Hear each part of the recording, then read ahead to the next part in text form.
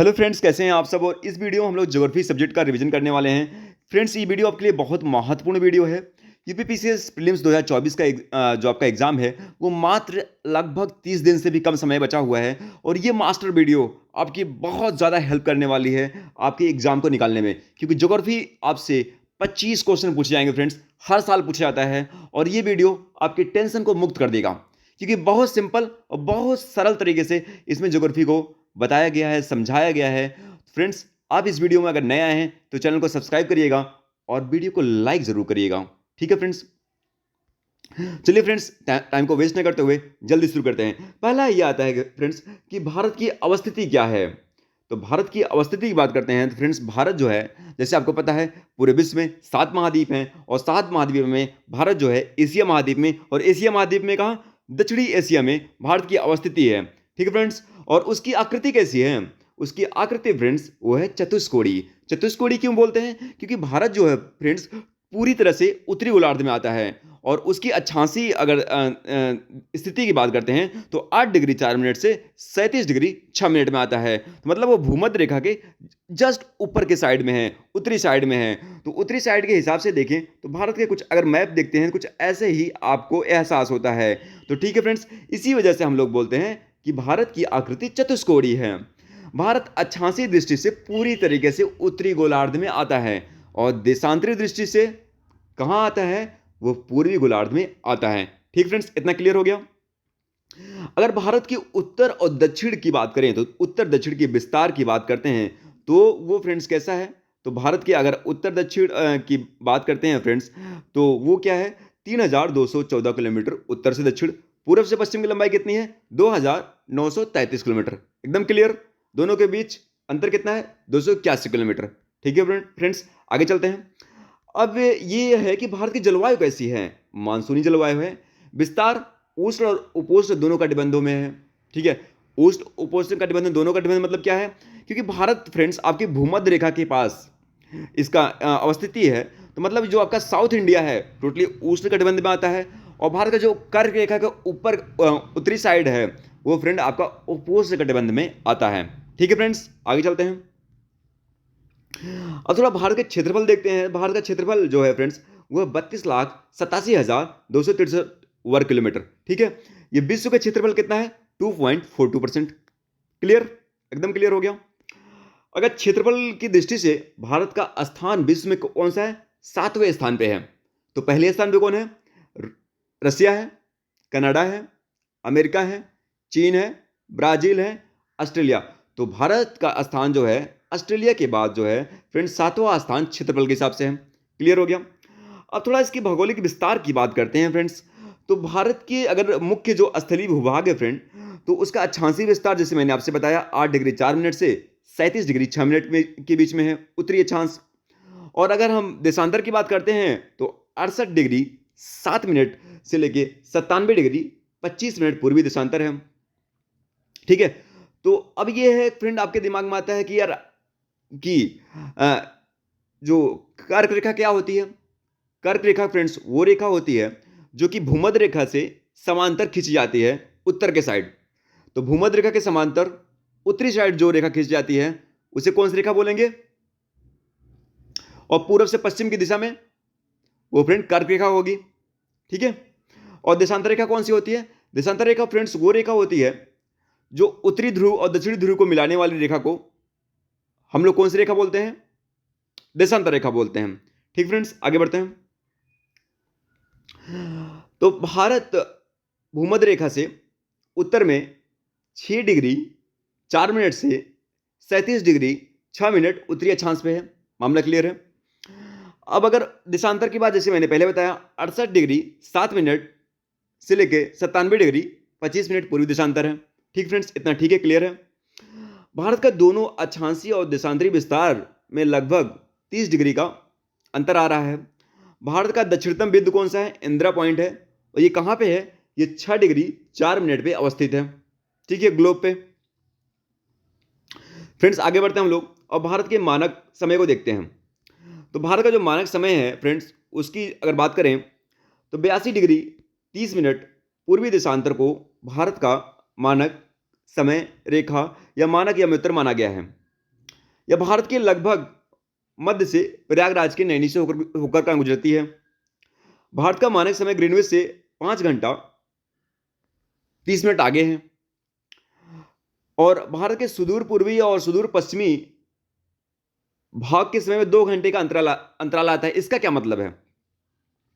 इसका मतलब यह है फ्रेंड्स कि 82 डिग्री 30 मिनट पूर्वी देशांतर, यह आपकी मानक समय रेखा है। लेकिन जो देशांतर रेखा है फ्रेंड्स, भारत की जो देशांतर रेखा है वो 68 डिग्री 7 मिनट से लेके 97 डिग्री 25 मिनट है। तो इसमें अगर देखते हैं तो अंतर कितने का आ रहा है? 30 डिग्री का आ रहा है और 1 डिग्री में 4 मिनट होते हैं। तो 30 डिग्री में 4 मिनट मतलब 120 मिनट हो गए। तो इसी वजह से यहां पे फ्रेंड आपका आ रहा है 2 घंटे का अंतराल, क्योंकि देशांतर रेखाओं में आपके 30 डिग्री का अंतर है और 1 डिग्री 4 मिनट का हो गया तो 2 घंटे हो गए ना, 120 मिनट। ठीक है फ्रेंड्स, आगे हो गया। आगे चलते हैं। भारत का मानक समय रेखा भारत के 5 राज्यों से होकर गुजरती है। जिन राज्यों से होकर ये गुजरती है वो कौन कौन से राज्य हैं? उत्तर प्रदेश, मध्य प्रदेश, छत्तीसगढ़, उड़ीसा और आंध्र प्रदेश। फ्रेंड्स, ये पूछा जाता है आपके एग्जाम में, तो इसको आप ध्यान दीजिएगा। ठीक है, कौन कौन से राज्य हैं वो? उत्तर प्रदेश, मध्य प्रदेश, छत्तीसगढ़, उड़ीसा और आंध्र प्रदेश। भारत में केवल एक समय कटिबंध है, जबकि मुख्य भूमि में सर्वाधिक समय कटिबंध रसिया और यूएसए में है। ठीक फ्रेंड्स, समुद्री पारी क्षेत्रों को मिलाकर सर्वाधिक समय कटिबंध कहां पाया जाता है? फ्रांस में। जबकि यूएसए में कितना है? 11 टाइम जोन है। ठीक फ्रेंड्स, आगे चलते हैं। तो फ्रेंड्स, यहां पे कर्क रेखा दिया गया है। तो कर्क रेखा के बारे में जैसे मैंने आपसे कहा कि कर्क रेखा की जो अवस्थिति है वो आपके जो उत्तरी गोलार्ध में पड़ता है। पूर्व से पश्चिम की दिशा में ये रेखा खींची जाती है, भूमध्य रेखा के समांतर खींची जाती है। ठीक है फ्रेंड्स, और ये भारत के मध्य से होकर गुजरती है। मानक समय रेखा कर्क रेखा आपस में एक दूसरे को कहां काटती हैं? वो काटती हैं फ्रेंड्स छत्तीसगढ़ में। तो ये मानक समय रेखा और कर्क रेखा कहां काट रही हैं? छत्तीसगढ़ में काटती हैं। कर्क रेखा जो भारत के 8 राज्यों से होकर गुजरती है, वो राज्य जिसमें कर्क रेखा गुजरती है कौन कौन से हैं? गुजरात है, राजस्थान है, मध्य प्रदेश है, छत्तीसगढ़ है, उड़ीसा है, सॉरी उड़ीसा नहीं है, पश्चिम बंगाल, त्रिपुरा और मिजोरम। तो गुजरात, राजस्थान, मध्य प्रदेश, छत्तीसगढ़, झारखंड, पश्चिम बंगाल, त्रिपुरा और मिजोरम, ये आपके 8 राज्य हैं फ्रेंड्स। आगे चलते हैं। हम स्थलीय सीमा की बात करते हैं। भारत की स्थलीय सीमा की लंबाई कितनी है? 15,200 किलोमीटर। कुछ आपको सोर्सेज में 15,106.7 किलोमीटर भी दिया रहेगा। भारत की मुख्य भूमि की जो तटीय सीमा की लंबाई कितनी है? 6100 किलोमीटर है। लेकिन साथ साथ में अंडमान निकोबार का जो द्वीप है, लक्षद्वीप का जो आपका द्वीप है, उसको अगर मिला के देखते हैं तो तटीय सीमा की लंबाई कितनी हो जाती है? 7,516.6 किलोमीटर हो जाती है। अगर कुल तटीय सीमा और साथ में स्थलीय सीमा की अगर टोटल लंबाई की बात करते हैं कितना हो जाती है? 22,716.6 किलोमीटर हो जाएगा फ्रेंड्स। ठीक है, अब थोड़ा फ्रेंड्स हम जो जलीय सीमा की बात करते हैं तो प्रादेशिक जो समुद्री सीमा है वो भारत की आधार रेखा से 12 समुद्री मील तक विस्तृत है। इस क्षेत्र के संपूर्ण उपयोग का जो अधिकार है वो फ्रेंड किसको प्राप्त है? भारत को प्राप्त है। ठीक है, भारत को प्राप्त है। लेकिन जो संलग्न क्षेत्र है यानी कॉन्टिग्यूज जोन जो बोलते हैं वो भारत की आधार रेखा से 24 समुद्री मील तक है। ठीक है, और इस क्षेत्र में भारत को साफ सफाई और सीमा शुल्क की वसूली और वित्तीय अधिकार प्राप्त है। अनन्य आर्थिक क्षेत्र यानी एक्सक्लूसिव इकोनॉमिक जोन जो है फ्रेंड्स वो भारत की आधार रेखा से 200 समुद्री मील तक विस्तृत है और इस क्षेत्र में भारत को वैज्ञानिक अनुसंधान और नए द्वीपों के निर्माण और प्राकृतिक संसाधनों के विध्वंस को प्राप्त है।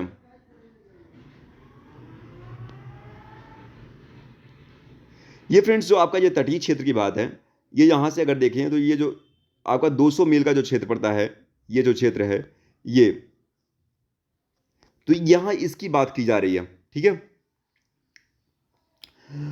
तो फ्रेंड्स हम लोग आगे बढ़ते हैं। अब भारत की अगर हम चतुर्दिक सीमा के अंतिम बिंदु की बात करते हैं, भारत की बाउंड्री की जो सबसे लास्ट लास्ट बिंदु है, दक्षिणतम बिंदु कौन सा है? इंदिरा पॉइंट जो ग्रेट निकोबार द्वीप में है। पश्चिम उत्तर बिंदु कौन सा है? गौरमता यानी गुहार मोती बोलते हैं, ये कच्छ गुजरात में है।